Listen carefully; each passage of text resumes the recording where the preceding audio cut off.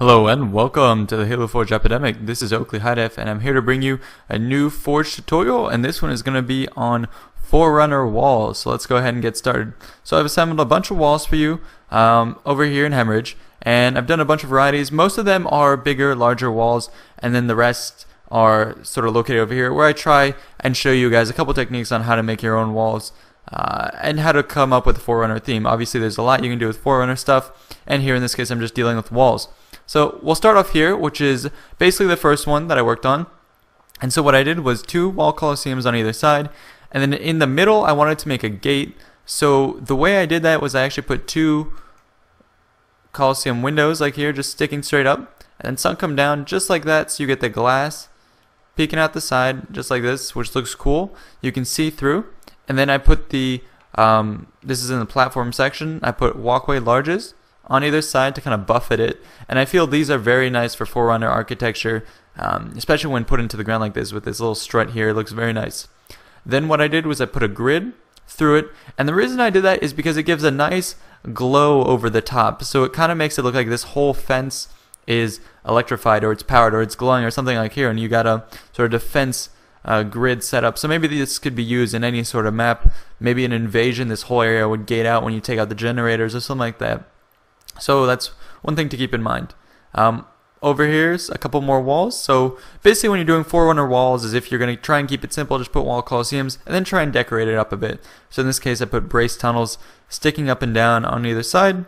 And then over on this side what I did was the line of wall coliseums again. And then I used the walkway large properties that I told you, how I like the strut piece here, and then I put a walkway cover here basically to give it this nice cool look. And this is my favorite part actually of the walkway cover right here, is when you get these little striations here. So I mixed the two together and put them at intervals along the map, along the wall, which kind of gives it that Forerunner thing where these would be pylons and kind of holding up the different sections. So I think it's a really cool look.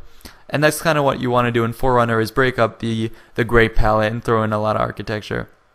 Over here, I was just doing a section of what could be a really long wall. In this case, wall coliseum. To break that up, I put a window coliseum to make a nice white strip, and then up on top you can see the grid. So I think if you look at it from here, it looks like it's a pretty imposing wall.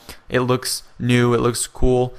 So maybe this would just be to wall off a certain area of your map, but maybe you're still looking to carry out some sort of theme. So instead of just blocking off with wall coliseums, you would add a couple more things to make it stand out. So use of the grid is pretty cool. It's very rare to see a grid used besides like underwater. So this is one way you can use it, which is kind of to make it look like you have an electrified wall or some sort of force holding it up. Another way to do a Forerunner wall, which is kind of at an incline. So here, wall coliseums at this angle, then another set. And what you can actually do is between the two, you can put brace larges and then brace tunnels. So what that does is it actually allows you to get a sort of an upper area to play off of. So there could be battles up here, gain a height advantage and all that. And then the brace tunnels here, which come at the same angle as the wall coliseum piece down here, would offer you cover. And from a distance, it does look pretty cool. So that's another way to pull off a wall. So maybe think at angles and not straight up and down. Over here, again, thinking at angles, like I said, this has been broken up into a bunch of sort of intermittent cubes, then slanted wall, cube, then slanted wall. So maybe repeat that pattern, and along the way you could put different parts like these the walkway larges again, just to break it up. So there's a lot of stuff you can do for the walls. Don't be constrained to just a straight up and down wall. Go ahead and work on inclines, because that's a lot of what you see for Forerunner architecture is going to be on slants, using these walkway pieces and stuff like that. And also the grids, I feel, do a good job of sort of tying in the power or some sort of energy field. So I think that's a really cool approach. Obviously this carries over to when you're working with smaller walls. Here I just line up some some brace larges sticking up and down. Those make good walls, if expensive walls. So make sure you have enough budget to support that. Then to change it up, because people by now have gotten used to Forge, so what you want to do is try and keep every piece varied. So here what I did is put platform Y largest sticking up, just to give a different texture at the bottom, and to kind of change it up, break up the geometry, keep it from being immediately recognized. Another thing you can do is, if you have wall coliseums, you can put these, I'll grab this, this is the antenna satellite piece. So you can go ahead and use these actually to build your own wall. As you can see here, if you lower it, it can slip into place. And what you can do is stack a bunch of them together which kind of gives a cool pointed look that you don't see very often, and that I feel does give off a very Forerunner feel. So that's what I did here, and I connected to a wall Coliseum. Over in here, I filled the gaps with door doubles.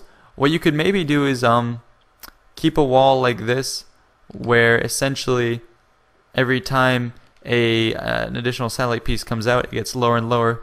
So that's something you could do, which would look pretty cool, and it would just keep sinking till you get down here. So it's kind of a falling archway, which I think looks pretty cool, sort of flying buttress looking type of thing. And this looks very non-human, so very Forerunner. So that's something you want to do, obviously. So guys, I hope you enjoyed. And yeah, thanks guys. We really appreciate your support. I can't emphasize that enough. You guys do such a great job supporting us, sending us maps, ideas, all this stuff, and this is all feedback to what you guys have recommended. So in the comments below, go ahead and say what kind of stuff you'd like to see. Please guys, go ahead and give us a thumbs up, subscribe, and also make sure you check out our Facebook page. We're trying to push that more and more, and we feel we'll be able to use it more effectively in the future. The more of you guys go there and check us out, we'll be able to do a lot of stuff there, maybe even host contests.